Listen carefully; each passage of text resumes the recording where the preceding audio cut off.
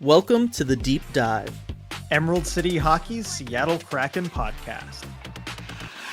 Hey everybody, welcome back to the Deep Dive podcast, Emerald City Hockey Seattle Kraken podcast. RJ, I mean, there's some stuff to talk about. Only one game in the last week, right, since the last podcast, so, not too much to break down game-wise, but I think some very interesting questions, and then a very interesting article written about Matty Beniers today in The Athletic that I want to go over because it was fascinating, and I'm struggling not to name this podcast, RJ, just Matty is good actually part 2, which I think we probably could after we talk about this.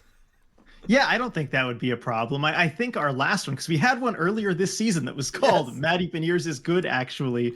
And I think that one did pretty good numbers. So I think that would be a decent title this week. Yeah, so we might end up with that. We'll, of course, catch up on a little bit of news and notes from this week that, again, mostly included the Kraken's bye week. But, of course, we got to start off with shouting out Queen Anne Beer Hall, the sponsor of this podcast, as they are each and every week of the season.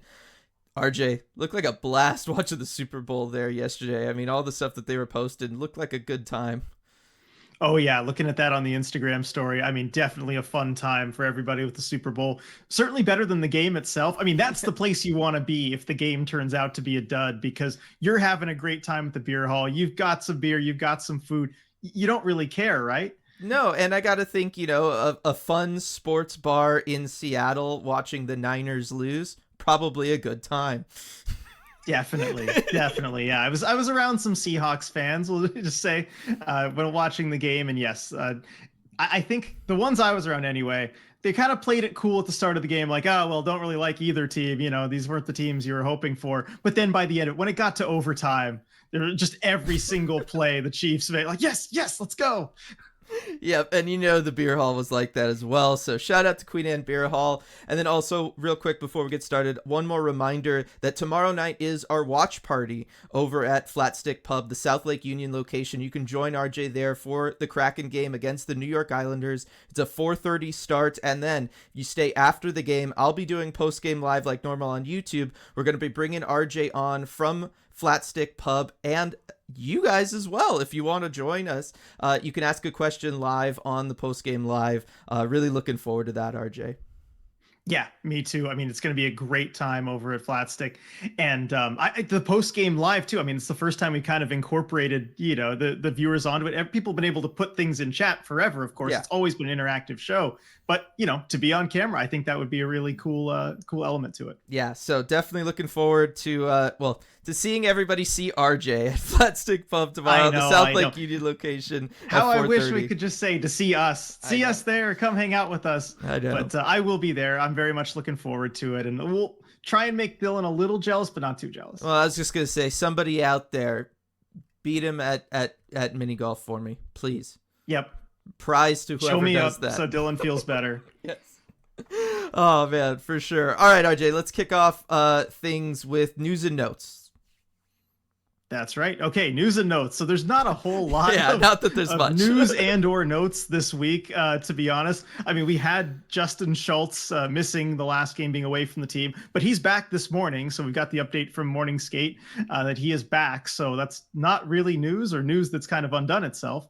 But really the big news, I think, is the line combinations coming back from the break. Now, these are not necessarily unfamiliar line combos, right? These are things that we've seen before this season, but they're different than they were heading into the All-Star break.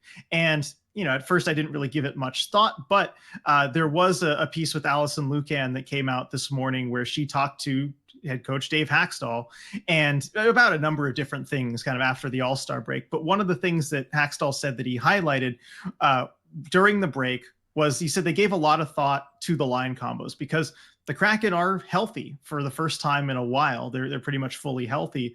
And so he said that it was really important to look at, okay, what do we want the lines to be? How do we want to line up, particularly with the forwards, now that we actually have the option to kind of use everybody that we have? And so the line combos have kind of reverted to what we saw earlier this season, where we've got Tatar, Beniers, Eberle, we've got McCann, Wennberg, and Schultz. Tolvin and Gordon Bjorkstrand, of course. You can set your watch to that one. And then Burakovsky, Yamamoto, and Tanev is how they lined up last game. And Yamamoto, not a natural center. It's not really his normal spot, but you could also see maybe a Pierre-Edouard Bellemare switching in there once he's ready to go. But it seems like these are the lines, at least from what Hackstall was saying, that they'd like to stick with ideally if they can remain healthy and kind of try to build the chemistry that way. I mean, what do you think of that, Dylan, as far as kind of just reevaluating everything at the All-Star break and putting emphasis on lines that you want to try and build that chemistry with? Because I don't think we're going to see the line blender coming out anytime soon unless they really falter over the next 4 or 5 games. Yeah, and it's the appropriate time to do that, right? The All-Star break is a natural point for you to be able to, as a coaching staff, look at the way your team's been performing. Anything you want to change, now's the time, especially if you're going to be getting your bye week right after it, right? Like, it gives you even more time to really dissect everything that's gone on in the season up to that point. You can look at what was going well for us, when were we at our best, when did we feel like we were producing the most, we were seeing the most chemistry from guys, and then you can also look at the times when the team has struggled, and you can say, what were we struggling with, how can we improve on that, what do we make sure we never do again, right? All of those things. It gives you plenty of time to go through that and really talk about it. So I mean, I'm happy to hear that Hackstall used that time that way, right? That's, I think, ideally how you would want the coach to talk about using that time. And yeah, I think the way they have the line set up right now really works for them for the most part, right? You have the Yanni Gourde line. We know what they do on a nightly basis and what they're capable of. I think that's good. I think, we've seen the most amount of chemistry for Matty Beniers with Tatar and Eberle and that line and the way they produce. We saw them score in their first game back, right? Tatar picks up a goal. Great moving screen from Matty there. Just kind of like a good, cohesive unit working together there. Jared McCann kind of keeping things going. And then I know we're going to talk about the trade deadline stuff in a little bit, RJ, but I look at this lineup. You mentioned Pierre-Edouard Bellemare, not really a part of it right now, but I do look at things, and, if you were to, say, move on from Alexander Wennberg come trade deadline time, I think it sets up really nicely. You have Jared McCann, since he did look pretty good at center in what he was playing pre-All-Star break. Yep. You have him slide over into your second line center spot, and you can bring Burakovsky up from the fourth line, right? And then you can have Bellemare work in on the fourth line with Yamamoto, or put Yamamoto over to wing, have Bellemare come back into the center spot, right? So, like, I do think that the way they've set things up right now, it gives them the most flexibility moving forward, in addition to just, taking advantage of what they know has worked so far this season. Yeah, I think that's a good observation. With certainly if Wennberg were to be moved on from, right, you just slide Jared McCann to the middle, Burakovsky up, very easy move to make, and you're not messing with 2 of the 4 lines, and it's just nice and easy. So I think that does make sense. What do you think about McCann going back to wing?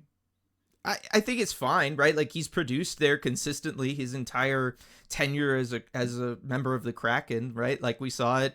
He was the only guy able to produce offense in the entire third period of that game against the Flyers, right? Like, he's a good player who's gonna succeed no matter where he is.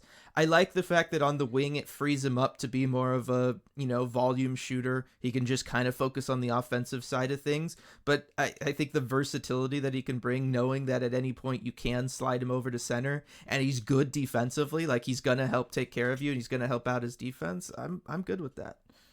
Yeah, me too. And certainly if you have Beniers, Wennberg, Gourde down the middle, right? Yeah, I mean, having a fourth center there doesn't really make any sense. Right. And if he's going to be your best pure shooter, which he is on this team, right? One of the few guys that you would even say is like a pure goal scorer, if not the only one realistically on this team. Putting him on the wing where he can just focus on doing that for you and try to produce, a goal every other game for a team that struggles with offense. It's probably the best position you can put him in. It's probably the best deployment of him that you could have as a coach. Yeah, I'd agree with that. I'm trying to stretch the lines segment here. I mean, there's not a whole lot else to talk about. I mean, on D, it looks like just the same pairings, but that rotation. Riker Evans did get that first game in against the Flyers because Schultz, was away from the team for personal reasons. I am curious to see if Schultz gets back into the lineup here today, or what they decide to do with that. Yeah, because that's the real question moving forward. Like that of the things, if they're not going to make trades, right? Assuming there's no Mhm. like Justin Schultz trade or something like that. The one thing that I'm most curious about moving forward, the one spot where I could see there being any sort of controversy over who should be here, would just be for that third pairing, role between Riker Evans or Justin Schultz. Because, there's the argument to be made, if you're going to have Riker Evans up, you kind of want to be playing the young guy instead of just healthy scratching him. But at the same time, you like the veteran leadership that Justin Schultz can bring. He's had great moments this season. That's the only spot where I can see things getting a little like messy or controversial, or the fan base being divided or anything like that. With the lineup and the way things are, I guess it'll just depend on, once Schultz really gets worked back in, do we see Riker stay at the NHL level, or do they send him back down? Right, because in the long term, he needs to get games. Like over the rest of this season, one way or another, he needs to Right. play in a lot of games. And yeah, sitting in the press box is not going to do that for him. So it'd be interesting to see how that plays out. One injury would take care of all of that. You don't want to see Don't that, want but that, like yeah. this blue line is just so uncommonly healthy. It feels like, even just having a backup plan like the Kraken do, just having one extra guy who's NHL caliber creates problems because they're so healthy. Yes, it's kind of wild. So that's, I think, still the one place to look at as far as what might we see. But ultimately, I mean, that's just going to be Dave Hackstall, and then potentially Ron Francis too. We could go ahead and start transitioning over into talking about the trade deadline, RJ, because it's less than a month away, and we've been talking about it for a little while now, and the Kraken are kind of in this spot where the next couple weeks are going to really most likely determine what direction they take at the trade deadline. And Justin Schultz is certainly one of those guys that has been talked about, regarding the trade deadline. And I do think it'll be interesting to see if they do keep Riker Evans up. Do you think that would signal that maybe they're leaning towards making a move with Justin Schultz at the deadline? I think it's certainly possible. I mean, it's the one that would make the most sense, right? And I think too, if you're trying to just look, you're right on the playoff bubble, right? You're in that race, but you're on the outside. I think that's the one move you could make where you bring in assets and you really don't give up a whole lot. Basically, all you're giving up is just depth, Mm-hmm. insurance in case of a long playoff run, which is kind of looking less likely by the day. You could still make it. You could still get to the playoffs. Mm-hmm. Once you're in, you don't know what's going to Yeah. happen. But, can you really afford to hang on to somebody who's basically just an insurance policy for the playoffs if you like Riker Evans more in that spot? I don't know that you can if it looks like you can get a good return. So that's the move that would be the easiest to make, and I think that would make the most sense. Yeah, I agree with that. And defensemen, I mean, they just always they have good value come trade deadline time, right? Like Yep. it's always hard to turn down the value that trading away a defenseman could bring to your team. From perchance. No, Dylan, real quick though, Yeah, yeah. what's the price that would make it worth it to you? I know this is like kind of more, my thing with the Mm-hmm. armchair GM, but like what price would make it worth it to you to move him? Well, again, if you're committed to Riker, and I think like they are, and I would be looking at Riker and how he's played, second round pick I agree. for That's Schultz. what I would set. Just asking price, second round pick. You want to meet that? You can get him. If not, we're keeping him. Right. And, look, a second round pick for a guy who could come in, run one of your power play units, move the puck. Defenseman, I mean, it's valuable. Yeah, there's certainly precedent for it at the deadline for teams paying a price like that for a player like that. Definitely, definitely. So that would be the price for me on Justin Schultz. From Justin Schultz, who's potentially the most likely guy to be moved, regardless of where the Kraken are at, playoff wise, come trade deadline, to Jordan Eberle, right? Who's maybe the least likely player to be moved, and that seems even more likely given what we got from Elliot Friedman earlier on 32 Thoughts. Right. So some news on the 32 Thoughts podcast. Elliot Friedman brought this up, and there wasn't really even a segment about it. Really, he just said one more thing I want to talk about with it was Jordan Eberle, and he said, "I think the Kraken." I'll quote him here. "I think the Kraken take a run at trying to sign him. We'll see where that goes, but I would be surprised if they didn't try to sign him first." And so signing him first would mean before you would shop him or make a trade or anything like that. So interesting on Jordan Eberle there, because look, I don't think that he's all that likely to be moved. Certainly of the three pending UFAs, like we talked about, probably the least likely. But I mean, this does hint that the Kraken might be looking to re-sign him, which is when we've done the armchair GM, he kind of hasn't been in my plans for next season. I mean, people have talked about him. We've looked at what it would cost to re-sign him potentially, where he might fit in. But overall, if you're kind of looking to bring in that star player, that doesn't leave a whole lot of money left for Jordan Eberle. Right. I mean, it's going to be tight for the Kraken cap wise, no matter what you do. And then, I mean, look, really, RJ, it's going to come down to what the price is, right? Like he's making 5.5 this year. The production hasn't been there for that. 28 points so far this season, only 9 goals, right? Like we know that. I think everybody kind of knows that, right? That's just the situation. So it would depend on, you know, what the term is, given that he's 33 years old, and really most importantly, what the cap hit would come down to, right? Like right. you could bring him back on a cheaper deal, but if you're looking at somewhere in the neighborhood of his current contract, I don't know that that's in your best interest. Yeah, we've seen some varying numbers as far as what a next contract might look like. I mean, there's the projection from AFP Analytics, which is one of the publicly available contract projection models, and I mean there are some on those that make sense, some that make less sense than others. But their projection for him is 3 years at 6.4 million a year. So that seems high to me. Yeah. We talked about this a little bit before recording, but that's high to me. I know you agree with that. I think certainly it would be less than that. Certainly if he re-signs with Seattle, because I think that's really the key. So Eberle, I believe, has expressed his desire to re-sign in Seattle. He wants to stay here. He's got a young family. I'm sure he doesn't want to move them at this point, right? And I remember hearing somewhere, I don't remember exactly where, that he wasn't necessarily thrilled like coming to Seattle just because he had to kind of move his family and his life and everything, which that's not easy for a guy at that stage of his life. So I'm sure he probably does want to stay in Seattle. The question is, how big of a discount is he willing to take to do that? And how big of a discount would the Kraken need him to take for it to make sense? Right. I mean, that's more your ballpark, right? But like I mean, it depends. Do you think that this is the new like kind of normal production wise? Do you just kind of go, look, a lot of guys on this team this year have been struggling. You go up and down the lineup and you see a lot of players like him with sub 10% shooting percentages. That's not normal for his career, so you can count on most likely better numbers next year than what he's been able to put up this year, but still, you're looking at a player that's going to be closer to 35 than 30, right? Like, these are the realities of it. I think number wise, what, 2.5? Is that too low? It's definitely too low. He's not taking that little. I think really, I mean, on the open market, I think maybe on a 2-year deal, he could get something in that 6.4 million range. If he takes a little bit less term, he might be going to a team that he wouldn't be the happiest with necessarily. That's if you're really just trying to maximize money. But I think certainly anything less than 4 is going to be difficult for the Kraken to do, as far as just reality wise, looking at what Eberle could probably get on the open market. But he's a well-known name. He's a respected veteran. I think that's going to go far if he does hit the open market, and other teams are going to want that kind of leadership there, even though the numbers don't match it. For me, I think the highest I would do is 3 if I'm Ron Francis, as far as a cap hit.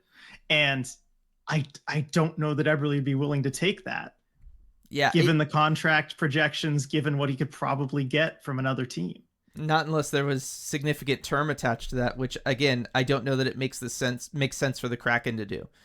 Right? No. Given where the Kraken are at, they're going to have to, they're going to be starting to transition away from some of the expansion draft guys into more of the, homegrown, drafted, developed, all of that stuff over the course of the next several years, in addition to having to go out and really try to find a superstar. So I don't know that a significant amount of term would make a lot of sense for Jordan Eberle either.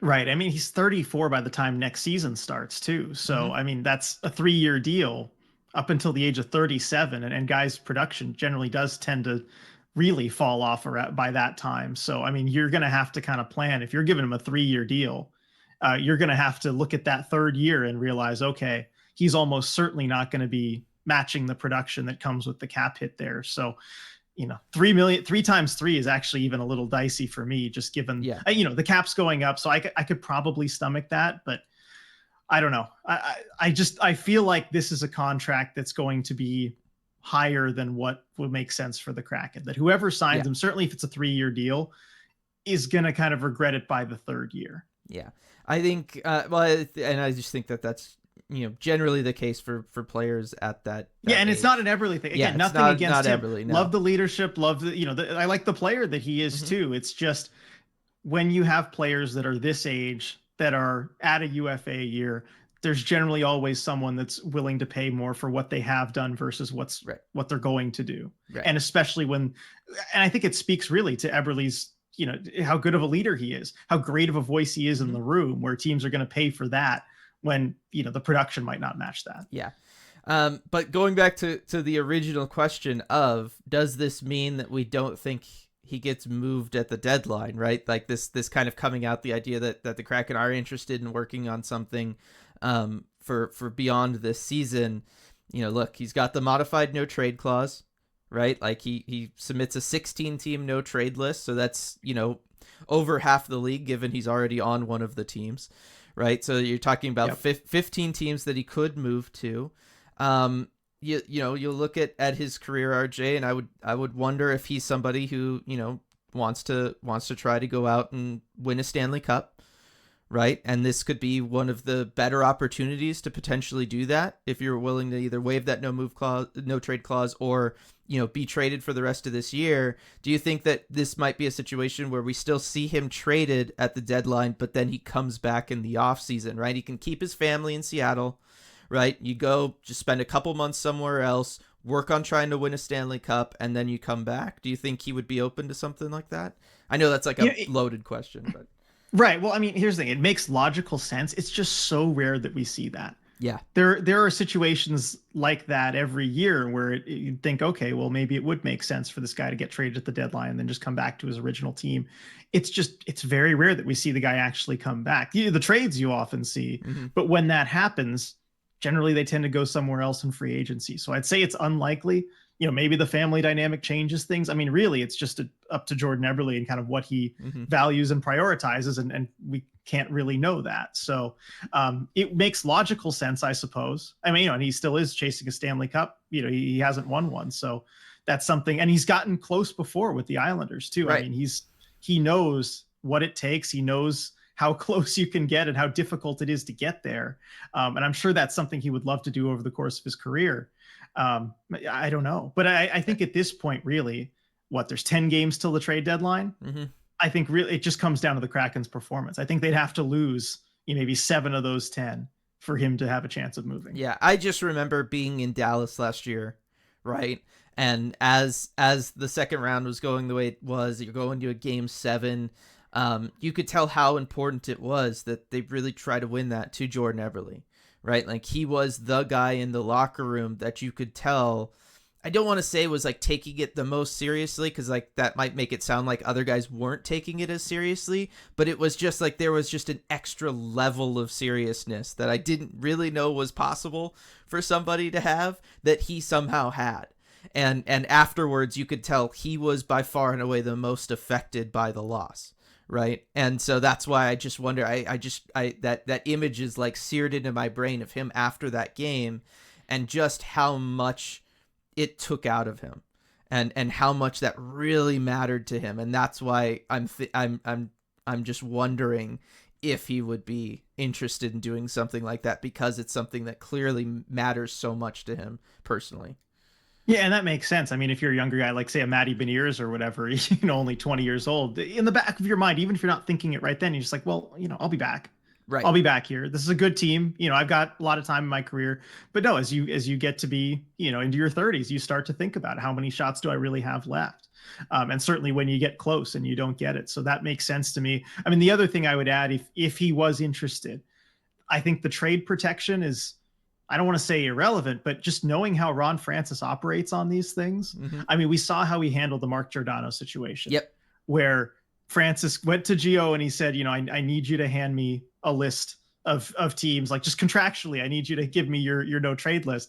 And he said Gio gave him a list of just like all non-playoff teams that just wouldn't even factor in. He said, trade me wherever. And so Francis had complete flexibility in that situation to trade Gio wherever would give him the highest return. And he traded him to the number 1 spot that Gio wanted to go. And I think he left a little bit of value, a little bit of return on the table so that he could do right by a veteran player like that.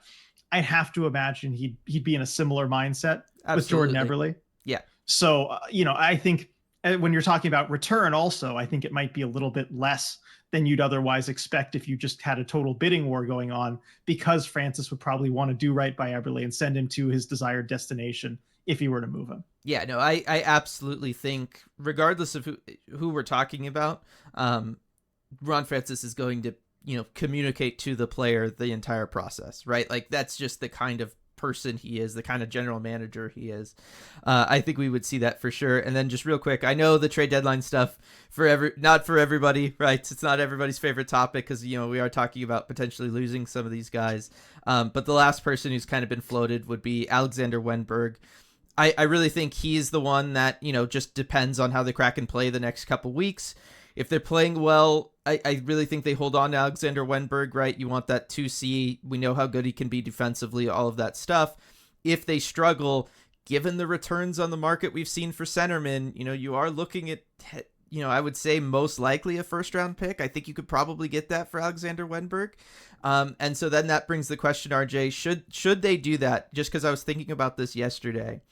If they were to get a first-round pick for Wennberg, say you trade Justin Schultz for a second, right? Maybe you trade Eberle on top of that for another second, maybe. Yeah, right? We'll call it that. We'll call it a second. So now you're the Kraken and you're going into next year's draft. You got 2 firsts, 3 seconds. That's a good spot for this team to be in, as we've been talking about. Look, they need maybe a superstar level player, right? That's kind of the one missing piece that this team has had. We know what their timeline is, RJ, to be competitive, and it's sooner rather than later, right? That's obviously great to walk into a draft with 5 early picks like that, but maybe that doesn't fit their timeline. So the 2 things that I was thinking of, should the Kraken do that, we could see them trade all of those picks for an existing NHL player, or maybe they trade up into like the top 5, because their own pick, if should things go bad and they do have to sell off and everything, their own pick could sneak into the top 10 there, right? And so right. I mean, it's not going to be too low for a non-playoff team. So I do wonder if we maybe see one of those 2 things from the Kraken should things go in that direction. Right. I mean, certainly, I think that's the direction you would have to go if you choose to kind of sell off this year at the deadline and get as many assets as you can, because those draft picks aren't helping you for the next, until 3 years out or so. And basically 3 years is the timeline. And certainly if you're Ron Francis, you don't have 3 years to wait. You need to be competitive again next season. I mean, then all of a sudden you're kind of on the clock there. So I think you would have to package them and kind of turn around and try and get somebody. And it's always interesting when a team has multiple kind of high picks that they're willing to move, because you can maybe jostle free other guys that aren't necessarily in trade conversations from other teams, where all of a sudden they have to kind of give it a second thought, like, okay, 3 fairly high draft picks are now on the table. Who would we be willing to move for that? Mm-hmm. And so I think that's probably the most likely direction you go. I mean, the other way is, maybe see how high you can trade. I just pulled up a draft pick value chart here from The Athletic, actually. So it will have a lot of the Athletic stuff in today's episode. Yeah. But I'm looking at, say, a pick, 12 or so. That's like, 5.5 points or whatever, plus a pick, 25. So that's like 8.8 plus a pick, let's say, like 40 plus 2. So that's like, 10 quote unquote points on the draft value chart. And that's roughly equivalent to the 3rd overall pick. Now you might, if you're trading up that high, you'd probably have to overpay. Yeah. So that can maybe get you pick 4 or 5. Mm-hmm. But, that's enough ammo to get you into the top 5, I think. Right. And then you're drafting a really good player, right? Like, and a player who conceivably could come in and join the squad next year. Right? Like top 5 picks, they're doing that more and more these days. Maybe it takes them 1 year to get to the NHL, but still, like, you're talking about a much more accelerated timeline and the chance to, and I don't want to say easier chance, because with scouting, it's always an inexact science, but it might be your only avenue to try to find that game-breaking player that you're kind of missing, just because it's so hard to trade for them. They're so rarely available via trade. Right. And I mean, we've talked about this, in the recent past, right? With talking about how the Kraken are kind of lacking star power, and what are the avenues that you have as an NHL team to get star power. And they're actually quite limited. You can go and trade for a difference maker on the trade market, but you're kind of at the mercy of who happens to be available at a given time. And that's something we're a little bit worried about coming this offseason, who's actually going to be available. And the only other way to do it really is through a top 5 draft pick. Yep. And there's a lot of pain you have to go through. I mean, Kraken fans know, anyone who followed the team in year one knows the kind of pain you have to go through to get a top draft pick. So, this could be a way to kind of circumvent that, I guess, if you could trade in the top 5. I don't know if a team would want to trade down this year just because it does seem like a pretty good top 5 and a pretty good draft class. So that's another worry, right? Our team's going to want to trade down. But if you can manage to trade up, I think it's not the worst idea. Look, there are external pressures on the Kraken. There's the season ticket holder thing. We, hate to keep bringing it up, but there's that. There's making sure that you're trying to build a big fan base in a market that you're fairly new to, right? Maybe you can't afford to just kind of call it quits on this season. But if you're not taking any of that into account, and you may say go 500 over the next 10 games, you're just 5-5. It might make a lot of sense to go this route, even if you're just trying to load up and go for it next season. Right. Exactly. Well, yeah, I mean, that's again, in a vacuum, you don't have to worry about job security. You don't have to worry about team financials or viewership numbers and all of that stuff. Right. And yes, you would pick the avenue that is best for the team, to make you the most competitive in the years in which you can be most competitive. But, that's not really how it works. So we will see. Again, though, all of this is just going to be dictated by how the team plays, right? The team, I know there was a big, long Discord discussion about the idea of controlling their own destiny and that as a saying, and that you don't actually do that. But it's a mindset, right? It's a mindset. It's a sports psychology aspect of things, but it's very much that situation where the team is going to dictate what happens. Is the bottom line, right? Yeah. If that's a better way of saying it than controlling your own destiny for people, the team's going to dictate what happens, because if they're playing really well come trade deadline time, you're not going to be selling. And if they aren't, you probably will see that, because that's just the way it goes. And so it's going to be interesting there. But speaking of top 5 picks, RJ, including for the Kraken, Matty Beniers, this article dropped on The Athletic earlier. I don't have the name of the article, what was the actual headline of the article. I don't know if you have it up still on. Let me try and find it here. I retweeted it, by the way. So yes. Everyone, if you go on Twitter, I retweeted it it's article by Dom Lucian. It is called "How Matty Beniers is Showing Selke Trophy Potential Despite Sophomore Slump." Yes, and it is. I mean, it's a fantastic article at explaining really what you and I have been talking about for a while, both on this podcast and the post-game live game commentaries, really anywhere we can, which is just how good Matty Beniers is defensively.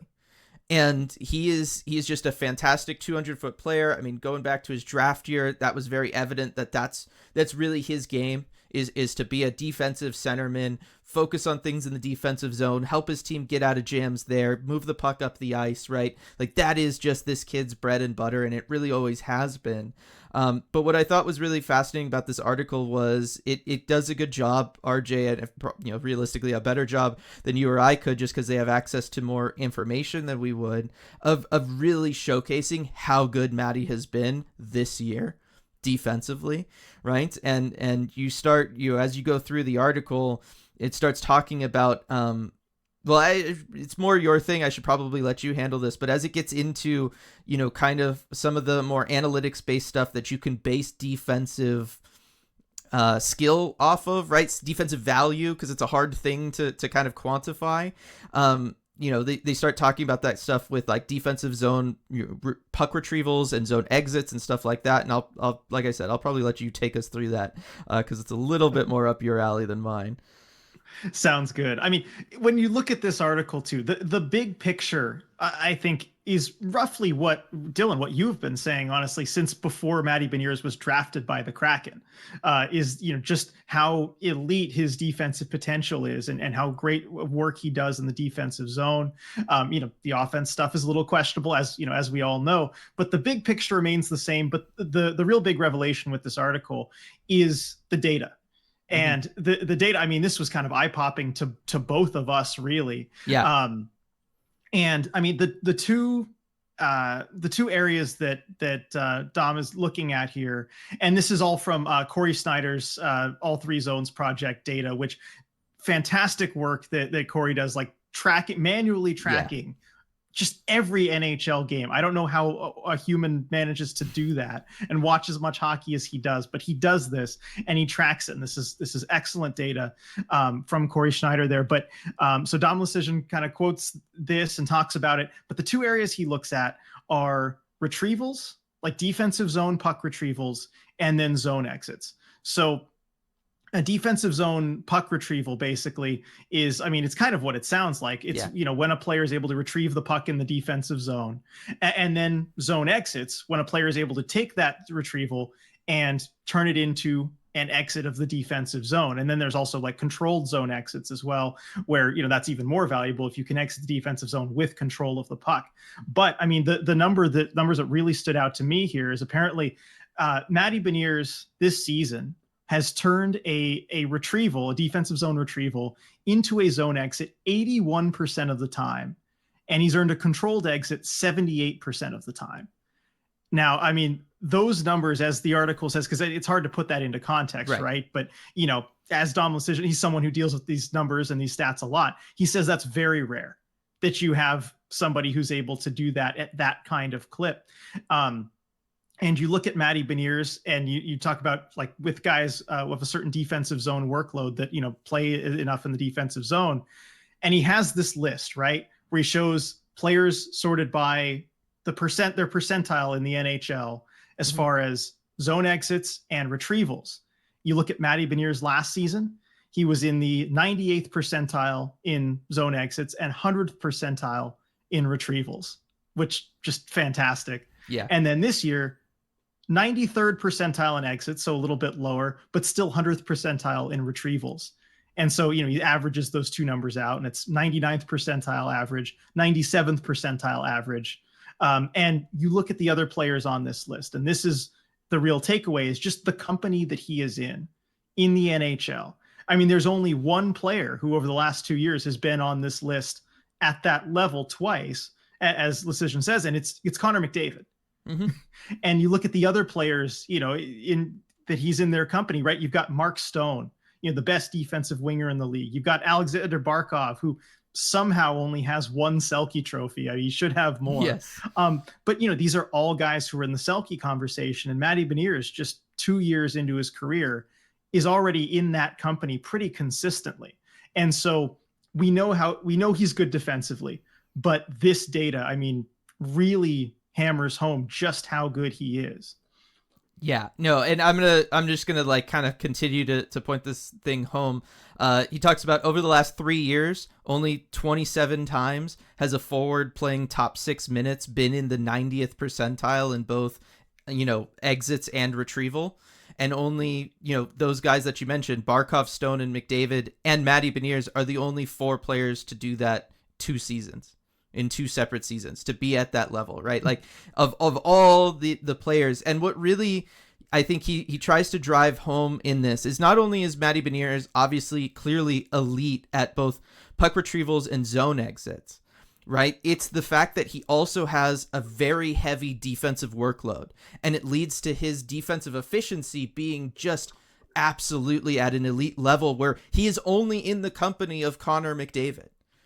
Right, like there's a second graph as part of the article that kind of uses the workload and the efficiency. Right, it's looking at heavy usage in the defensive zone, and then who's the most efficient using those exits and retrievals to get out of there. And Matty Beniers is sandwiched between McDavid seasons, right, and that's where Matty Beniers hangs out, and he's above Barkov there.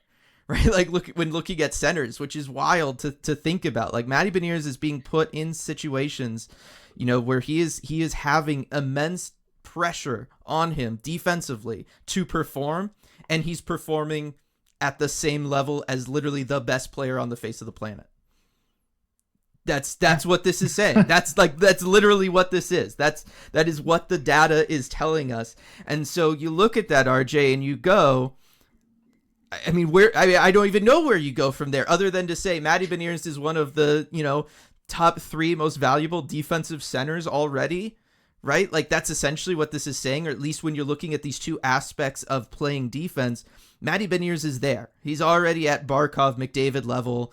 He's up there with Mark Stone. He's put in an echelon alongside players like Eichel, Barzal, Pettersson, or Austin Matthews when you look at, efficiency level, but he's dealing with, even more so. Like his usage is higher than those guys defensively, so it's even more impressive than, say, Eichel, Barzal, Pettersson, or Matthews. So, I mean, the one thing to really take away is just, look, Matty Beniers is a fantastic defensive player. He's already that guy, right? Like his potential was to be that guy, and he was that guy last year, and he's somehow gotten even better this year to the point where he's in the most elite company that you could possibly be in at the age of 21, right? He's doing this well before McDavid did this in his career cycle, or any of these guys. So that is fantastic. It's great news for Matty Beniers, and it's good news for the Kraken too, that you have somebody who is this skilled and this dominant defensively, because that helps you out just in so many ways. It does. Yeah, go for it. I would say it helps you out in a lot of ways, but it's just good to know, because look, the talk about a sophomore slump, and there's been a lot of worry over Matty Beniers. He is the real deal. Defensively, it just leaves the question of, okay, where's the offensive upside, and how high can he go with that? And I think that's a good spot to be in with a young player, because if I feel like the offensive side actually can be easier to add to and learn. And I mean, we saw him grow that a lot in his last season at Michigan, and then through his rookie year. The fact that he's had that kind of production, at least in one season in the NHL, tells you it's there. That's a good sign. But then it also leads to the question, because look, Matty Beniers' contract is up at the end of this season. And the Kraken are going to have a very interesting decision of, do you want to sign him to a shorter term bridge deal? Do you want to sign him to a longer term deal? What kind of bet are you going to make on Matty Beniers and his defensive zone efficiency, his production, the whole package? It's everything. What kind of bet are you going to make on that? And if you're Matty Beniers, what kind of bet are you going to make on yourself or not? Right. And so that's the next question, is what does that next contract look like for him? And Dylan, I mean, you thought of some comparable players here for this kind of contract discussion. And I'm interested to hear, who you brought up, who you thought might provide some insight into what that next Matty Beniers contract could look like. Right. So the first thing that I was trying to do was I was trying to find, comps for the, the defensive comps for him it's literally like McDavid, Stone, and Barkov, right? And you look at their contracts, and McDavid's obviously breaking the bank. He's up at the high end. He's the one that I didn't even bother to write down, because it's 12 and a half. 12 and a half. It's high because look, it's McDavid. He's bringing you also 1.5 per game. He's an assist per game player, right? Like he breaks things offensively. So it's harder to look at him than say the other two. But you look at Mark Stone, contract, his cap hit 9.5 a year, which is very high for a winger, but it's because he is so elite defensively on top of being a point per game player. You look at Sasha Barkov and you look at his contract, it's 10 a year. Again, though, he's a point per game center with this level of elite defense. And so you say, if Matty Beniers was producing at a point per game, the contract comps are pretty simple, right? He gets 10 to 12 and a half, right? So He probably falls somewhere in there because it's a little bit later than when Barkov signed his deal and the cap's going up, whatever. But that's it. Like that's the ceiling for a point per game Matty Beniers. Matty Beniers is not a point per game player, though. Right? He's kind of not even close this year, right? So you're looking at him, and he's got 19 points through 46 games. That's less than half a point per game. So I was trying to think, well, then what's the value of just the defense alone if the offense is going to lag behind there? And the person I thought of was Philip Deneau, right? Somebody who has gone to UFA. We saw what the open market kind of values defense, fantastic defensive center, but the offense wasn't there. That last season he was in Montreal before he hit unrestricted free agency, and he was a half point per game player, That is who Phillip Deneau was when he was with the Montreal Canadiens, his final season.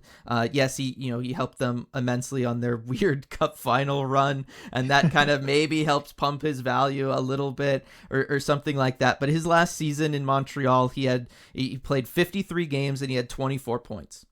It's roughly similar to the trajectory Matty's on this season, right? And 4 points in 22 playoff games. As good as he was in that playoff round as a shutdown center, he didn't score. No, he didn't score. Like, his whole thing was just defense, playing defense, and it got him 5.5 cap hit.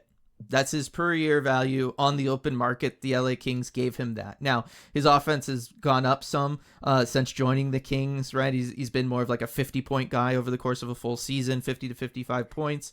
But coming off as a half point per game player with elite defense, it set the floor at 5.5 for him, and I think that that's appropriate to look at for Matty Beniers. So now you have a contract range of, if Matty Beniers is going to be a half point player, 5.5 a year, and if he's a point per game player of 10, maybe 10 plus. So where does this leave him? And it all just comes down to, where do you think his offensive production can be, right? Do you think he's a point per game player? I don't think so. I just don't think that's ever been him. You go back to the draft, right? The mock draft I did the very first year we had Emerald City Hockey, before the Kraken had ever played a game, and I said he's going to be an elite defensive center, but he's not going to be a point per game player.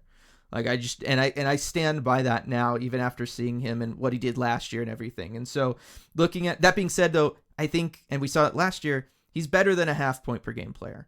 So I think his contract's going to have to come in somewhere between that 5.5 floor and the 10 ceiling. I'm giving him like 8.25, 8.25 million. I think that's probably the sweet spot for Matty Beniers as far as fair value, right? Just based off of the level of production we saw him reach last year, which you can assume he can reach moving forward, on top of having the elite defense. Maybe the elite defense, because it's so elite, pushes that up a little higher, maybe to like 8.5, but I think realistically that's probably where Matty should be based on the comps that exist now. Maybe you inflate that number by another 500,000 just because the cap is going to be going up over the next 2 years, but for my money, that's where it should be. Yeah, I think that sounds about right on a long-term deal. Because, I mean, as you said, the defense alone is worth 5.5, on the open market. And then you factor in the cap going up. And I just did some quick, back of the envelope math. On today's cap, that's about 6 million. Yeah. But, then you factor in just that elite level defensively, plus the potential for more points. A younger player, I think on a long-term deal, you're probably looking at 8 something. And you know what? I think it's worth it. Like, that's a good bet to make. And I hope, if Matty Beniers is willing to take a long-term deal at that kind of number, I would hope that Ron Francis would do it. Yeah, absolutely. I think that, and what's crazy is this not like kind of around the numbers that we were talking at the beginning of the year, right? Before the season started, right? We were kind of talking about things in that 8.5, 9, maybe 9.5 range, just because of the other young center comps. When you do lock them down long-term, you do have to pay for that premium. You're going to be taking, I think 2 UFA years off the back end if it's an 8-year deal. And we were kind of talking about that. It's only since the offense has kind of dropped off the way that it has. But again, when you start looking at direct comps for the level of player he is, I think you kind of end up right back in that same spot, just because of how elite the defense truly is. Right. Oddly enough, right? I mean, as bad as the offensive numbers have been, I know I was going up to about 10 at the start of the season. Yeah. Just because, based off the offensive numbers from last year, if he could have just matched sustained them this year, sustained it, right? Then we're definitely talking in the 10 million range, because even though he's not necessarily a point per game player, you look at the elite defensive impacts for a player who can score like that, and that's just so valuable, right? But it does make this a more complicated conversation, one of the more interesting contract situations that we've seen in the league in a while, because there just haven't been many players, certainly not at this age, that have this kind of profile. No, nobody has who's that the last level guy of at this resume. age, this young, to have that kind of elite defensive impact consistently over that kind of workload. Nobody. Right. Like, there is no direct comp for a guy on their ELC to have 2 seasons, that high up in the 90th percentile for these things. Like, it just doesn't exist. He is the only one. And so, that it becomes wild come contract negotiations, when you can walk in and say, I am the only person who can provide this. and then you both have to settle on what that's worth. Like that's always when, the one thing you can say about it is that it'll take some time. Like that's the big thing that you talk about. But yeah, it's going to be fascinating. And look, he's still got time, right? There's still 30 games in which he could really ramp up the point production and get it up to make himself, look like a guy who can be, a 65 point producer on a yearly basis, similar to what he was last year, and really kind of force the issue and kind of solidify that number should be closer to 10. Right. And that's something that Kraken fans should be looking at a lot the remainder of this season, even if the Kraken aren't necessarily, if they, do lose, they're not in a playoff position, right? That's something very important, because whatever that number is for Matty Beniers, whatever that cap hit is for this next contract, that might be one of the most important numbers for the Seattle Kraken and their long-term future. So it's going to be very interesting to see what that turns out to be. And it's still very much in flux, I think. There's a huge range as far as what it could end up being based on certain things, like just his performance, his offensive production the rest of the season, based on maybe even this article coming out. I mean, I bet his agent loves this article that this exists now, right? Yes, you would definitely have to, if you were representing Matty Beniers, if you're part of the Matty Beniers camp. This only means dollar signs, right? Like, because it's just fantastic, and it should be something that also just helps make a lot of Seattle Kraken fans feel better too, right? And that's the other thing that I want to point out is just, and that's why I brought up earlier in the year Matty Beniers playing well, and the whole idea of naming the episode Matty Beniers is good, actually, right? Just because I know there's been a lot of talk about the decreased goal and point production, right? That those numbers, they're not good. They're not great, right? I think everybody could get on board with that. Given how much he plays and how important he is to this team, you would want those numbers to be better. But I think it's very important to recognize this thing that is easy to overlook. It's hard to spot, and it's it's hard to even have numbers represent at all. But when you can have numbers represent it, it's truly, truly special. What we are watching with Matty Beniers is just not something you get to see. It's just not. Yeah. And I think that it really does deserve to be talked about. He deserves so much praise for it, because it's the hardest thing to do is the defensive side of things. Like it's so hard to teach. It requires so much effort physically, right? We've always talked about Matty Beniers' motor and how that's helped him be a 200-foot player, but it totally requires that you have that strength and stamina to do this. It requires you to just always be smart. You always have to know where the right place to be is at any given time and get yourself there. You have to be able to read what the other team is doing so that you can go and get those puck retrievals, right? That doesn't just happen. You don't just magically end up in the 98th percentile just by getting lucky, right? Like that doesn't happen. It requires a lot of work. It requires studying. It requires a lot of knowledge on his part that he's able to implement at game speed on a nightly basis through a grueling 82 game season. And which, by the way, he did this last year during his first season, right? He had a great defensive year during his first season and now through his sophomore season. And so he deserves a lot of praise for what he's doing because of how special it is. And because, like we said earlier, there's just nobody who's ever done this young, this early in their career to do what he's doing. It's just remarkable. And I really, really want to make sure as many Kraken fans as possible hear that message. Yeah, these next few games, just watch him whenever he's in the D zone. If you see Matty Beniers out there on the ice and the Kraken in the D zone, just watch him. Just don't take your eyes off of him. I think you'll find some stuff that you can really appreciate. Yeah, or RJ will curse him, because that's what RJ's been doing lately with like the Sharks game and some other stuff. So maybe don't. But wait a couple days and then watch him. No, it's been really good stuff from him. So last question, RJ. Let's just talk about this, right? Looking at Matty Beniers here. What can he do to increase his point production?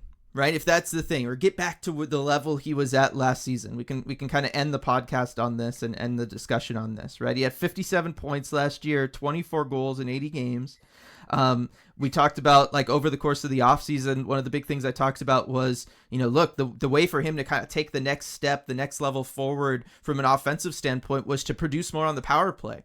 Only 4 of his 24 goals last year were power play goals. he is doing that in a greater rate this year, RJ. I know he's only got 6 goals, but guess what? 2 of them are on the power play. He's up to a third of his goal production being on the power play. I guess he listened. I don't know. Like what for you is the thing as you watch Matty Beniers in the offensive zone that makes you think, well, maybe he can, take a step forward here, or if he just does this, I think he can have a little bit more success, if there is something that you've noticed. Right. Well, I mean, I'll try not to harp on it too much because it's something I've been on him for a while about, dating back to last season. And that is just kind of vary your shot selection a little bit. He has this one shot that he likes to do, this wrist shot where he kind of aims right under the glove, right under the far pad of the goalie. It's, he's very good at it. Mm-hmm. But at a certain point, if you watch your tape, it's easy to read, it's easy to know it's coming. And, goalies can study that and defend against it. And if you look at when Beniers has been on a bit of, goal scoring runs this season, when he has had his production, he was targeting other areas of the net. He was going top corner, like blocker side. He was varying his shot selection. He did that, I thought, to great effect. And then he just kind of stopped doing it and kind of reverted back to the what he knows, his bread and butter, his predictable shot. So I think varying the shot selection, number one. Number two, I mean, I think you saw it where he was almost he was credited with a goal briefly last game, right? Mm-hmm. But doing those kind of, drive-by looks in front of the net, right? I mean, look, given his size, he's not going to be able to battle to the front of the net and get net front like guys like, Jaden Schwartz do consistently. That's just not going to be his game. But if you keep up that motion in the offensive zone, when you have cycles, when you have plays like that going, and just kind of do those drive-bys through the high slot, sometimes through the low slot. I mean, pucks just tend to find you when you do stuff like that. And he has the reflexes. He has the ability to tip pucks. He has the ability to finish when pucks kind of pop out to him or rebounds pop out to him. You saw him do that a lot last season. Not so much this year. I'd say go back to that. In the medium to longer term, he's got to bulk up. And I know this is something that's been talked about a lot with Matty Beniers, but longer term, you just can't stay with that frame and have the ability to kind of dictate things in the offensive zone when you're dealing with bigger, stronger defensemen. Certainly anywhere around the boards or any of those tough areas that you need to go to score sometimes, or to be a distributor too, like behind the net. You're going to take some punishment back there. He has to bulk up, and that's not something he can do this season, but he has a lot of time. He's a young player. He's 21 years old. He'll have time to kind of add to that frame, but this offseason, that's the number one thing I think he's got to be working on. I still don't know. No, you disagree? I still don't know about the bulking up because I don't want it to affect him defensively, right? If him playing at a lighter weight is what allows him to get back and play 200 feet with the efficiency that he can, I don't want to slow him down or anything, right? I don't want him to worry too much about trying to be more physical when his bread and butter is being in the right place at the right time, right? That requires you to be agile to a certain standpoint. But there has to be some wiggle room, right? I mean, 6'2", 178. Yeah. Yeah. There's got to be, maybe 10 pounds he could add. He was bigger last year. Like he just was bigger, right? Like you and I have seen him in locker rooms outside of pads. He was bigger last year. Like in my mind, there's no question there. Right. So he can't, and he still had elite defensive production last year. So I do think that there is probably a 10-pound wiggle room that he could probably get back to. It would be interesting. I feel like you have to target it smartly too. If you're like the training staff, this isn't just like, hey, bulk up, kid, right? That's the wrong approach. I feel like this might be a fun challenge for a training staff, right? Yeah. Or for a strength training perspective. Like, all right, here are the specific areas we're going to target for muscle. We don't want you getting too heavy, but we're going to just target here, and here, so you can kind of win more board battles and still be light enough. Right. And I think it would be interesting to talk to him about it too. Because remember last offseason, not this last offseason, but the offseason before his full rookie year, right? A lot of the talk was about how much bigger and stronger he was going into his rookie season, his first full season. And you could tell that he was, right? Compared to the 10 games he had played in year one, he was definitely bigger and stronger year two. And that was a big offseason story going in through training camp and all of that stuff. And then for him to show up this year and be lighter, I wonder if he felt like it affected his game being that size. Although I think you just look at the numbers and you just say his defense was still elite last year, and then his point production dropped off this year. He should probably be playing at a heavier weight, maybe. Yeah, probably. So it's probably works out there a little bit. I agree with the shot selection and the variety there. I think that that's something. I'm thinking back to his days at Michigan and when he was very successful offensively, that second year at Michigan, when he really focused on his offense and what positions was he put in to really succeed at that level, when he kind of had his offensive awakening that year after the Kraken drafted him. And one of the things that they did was on power plays, they had him, at the side of the net. Right. And he was there and he could step up and kind of go for one-timers down low, or he was a distributor from the side of the net, kind of that classic Sidney Crosby power play spot. Right. And this is one of the reasons why I actually compared his style of play to Sidney Crosby was because of the 200-foot game and the way he comes back and helps deep into the defensive zone and then can move the puck out of there. And because of where he liked to sit offensively, it was very reminiscent of Sidney Crosby. Go back and look at any Penguins power play that Sidney Crosby was a part of for the last 15 years, and you will see Crosby in the exact same spot, and it's down low, parallel to the goal line. He's on the goal line, just to the side of the net, usually to the right side if you're looking at the goalie. Right. And that's where he set up. And that's where Matty Beniers set up a lot at Michigan. And he had a lot of success distributing from there. He was really good at finding teammates from there. If then you have player motion around that. Right. And he was very good at threading the needle and finding guys. I think that would be a place to put him on the power play. And then, yeah, I'm with you. I think just let him move in the offensive zone. That's what he's always wanted. I've been saying that all year. He just needs to be given the freedom to move around in the offensive zone wherever he wants to go, because the bottom line is the kid has fantastic instincts for where the puck's going to end up. He's clearly got that defensively. He's ending up with the puck in the defensive zone all the time. Let him use those in the offensive zone. If it works defensively, it's going to be there for him offensively too. I want to see him given the freedom to really move around. He can find pucks, retrieve pucks in the offensive zone too, and make plays with them. Or like you said, get moving screens, get moving deflections as he's going through. Because even if he's just getting the screens, RJ, he's going to start racking up points if they score a bunch because he'll have dished the puck to somebody, right? And then he goes and screens and lets them shoot it in. Like, it's still a recipe for success. So those are the two things that I think the Kraken need to be looking at with Matty Beniers, just to kind of put him more into a comfort zone. Go back and look at where he was most successful and did his best offensive work, and let him do that here. I really think that it can, and it should fit with what the Kraken are doing as a whole, scheme-wise. Like, that shouldn't be a problem for them. No, I mean, it really doesn't kind of fly in the face of what they do generally. So, I mean, it's the kind of thing, it takes time, I guess, to implement too. I mean, that's the tough part about the grind of a schedule that they're on for the rest of the season. But if you kind of, I guess, slowly implement, is that a next season thing? I was going to say it could be a next season thing, but this is the easiest thing to implement, right? You just tell a guy to go out there and don't worry about it. You just say, don't worry about offensive structure, do your thing.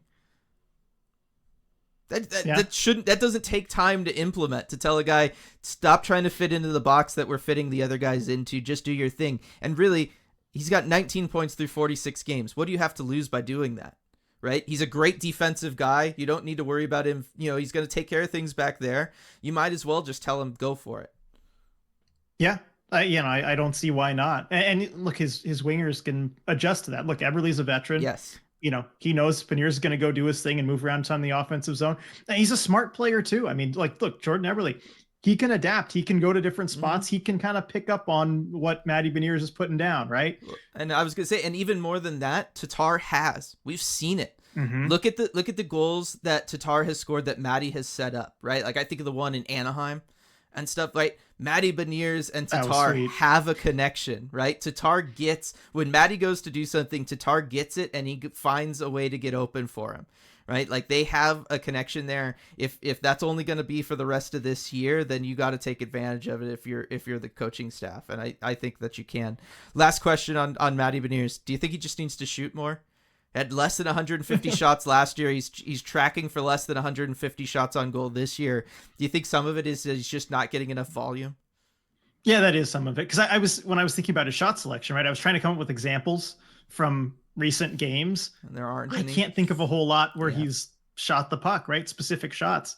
Do I have enough time to look up? Yeah, 4 shots on goal in his last 5 games. And that includes 1 game with 2. So 2 of his last 5 games, he has not had a shot on goal. Yeah. No, I mean, he had 2 shots against Columbus, right? That's the one where he had 2. The last game he had more than 2 shots on goal was December 20th. It's a long time ago. Against the Kings. It is a long time. So maybe it's just as simple as that. Just if you're not going to be able to, always snipe it where you want to, just beat them with volume. It's worked for Ovechkin and Brent Burns. Yeah, they've broken through. Right. We can talk about that on Red Glare with Ovechkin. Yeah, so it's still, though, again, the important stuff is just how special Matty has been defensively and the numbers that back that up. And again, I really want that message to reach as many Kraken fans as possible, because I'm not going to say that he's gotten unfair criticism, right, for the dip in offensive production, but I do think that if you're going to criticize that aspect of his game, you got to appreciate the other side of it and how special it's been. And if anybody just says yes, but he's the second lowest on the team in plus minus, just walk away. Yep. just walk away. Don't engage. It's not worth it. Oh man, yeah. So yeah, and that's going to do it for this podcast. So another reminder for the watch party tomorrow night at the South Lake Union location of Flatstick Pub, 4:30 start for the Kraken's game against the Islanders. Another huge shout out to Queen Anne Beer Hall for sponsoring the podcast, as they always do. Again, there's the Super Bowl party going on yesterday. Looked like a ton of fun.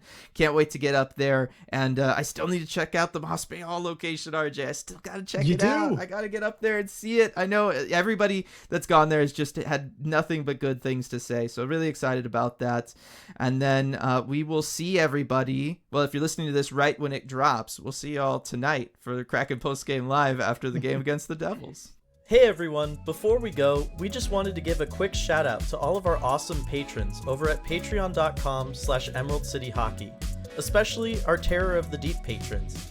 Absurdly Sane, Alaska Joe, Alex, Alvi, Andrew, Anonymous, Anthony, Beef, Ben, Brad, Brian, Bryce, Burnt Creme, Caden, Kat, Kaylin, Shazzle Dazzle, Chip, Chris, Christian, Cody, Connor, Coop, Corey, Danny39, Denise, DJ Singletone, Duthin, Evie99, Eli, Elizabeth, Empty Net Hockey, Ethan, Evan, Fusion Mix, Gaby, Gary, Gregory, Harry Legionary, Helena, Habak, Jane, Jenna, Jessica, Joni, Joseph, Josh, Joshua, Julia, Justin, Katie, Kepler, Kitty B. Kraken, L. Bell, Leanne, Levin, Light, Little Tennis Guy 8, Lonnie, Mac and Cheese, Maeve, Mark, Max, Maya, Michelle, Nick, Night Drop, Noah, Nunya, Olivia, Paige, Patty, Paul, Rayanne, Randall, Rebecca, Robert, Ryan, Sarah, Scott, Sia Kraken, Sean, Sergey, Sergeant Pickles, Shannon, Skeletal Tendency, Steven, Striatic, Tasty Kobold, Team 114 Chris, Ty, Virginia, Wendy, Where the Slovakians At, and Zoe. Thank you so much for making all this possible. We really appreciate your support.